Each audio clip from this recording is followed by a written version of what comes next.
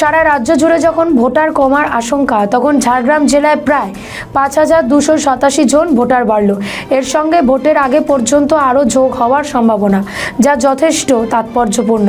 আজ ঝাড়গ্রাম জেলা শাসকের কার্যালয়ে পূর্ণাঙ্গ ভোটার তালিকা প্রকাশ করলেন জেলা শাসক আকাঙ্ক্ষা ভাস্কর।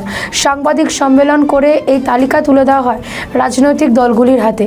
এখনও পর্যন্ত ঝাড়গ্রাম জেলায় 2026 সালে মোট ভোটার 9,07,301 জন, যার মধ্যে মহিলা 4,50,590 জন এবং পুরুষ ভোটার 4,56,705 জন। ঝাড়গ্রাম জেলার 4টি বিধানসভা ঝাড়গ্রাম, নয়াগ্রাম, গোপীবল্লভপুর এবং বিনপুর 4টি বিধানসভা এলাকায় ডিলিটেশন ওভার ড্রাফট রোল সংখ্যা 1,338 জন, যার মধ্যে মহিলা 823 এবং পুরুষ 515 জন। জেলার মোট অ্যাডজুডিকেশন 6,626 জন, যা ধাপে ধাপে আরও সংযোজন হবে।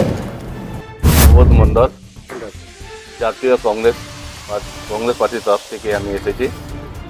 এখানে আজকে আমরা এসেছি মানে আমাদের ঝাড়গ্রাম জেলায় যে 4টা অ্যাসেম্বলি আছে তার ভোটার লিস্ট দেওয়ার জন্য এসেছি, যা তৈরি হয়েছে এখনো পর্যন্ত সব আমরা আমাদের হাতে তুলে দিচ্ছে, আমরা সেগুলো নিয়ে যাচ্ছি।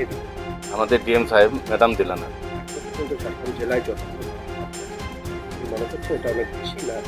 না, যেটা গেছে আশা করি আমার মানে ঠিকই আছে, খুব বেশি একটা যায়নি আমাদের ঝাড়গ্রাম জেলাতে। ঠিক আছে।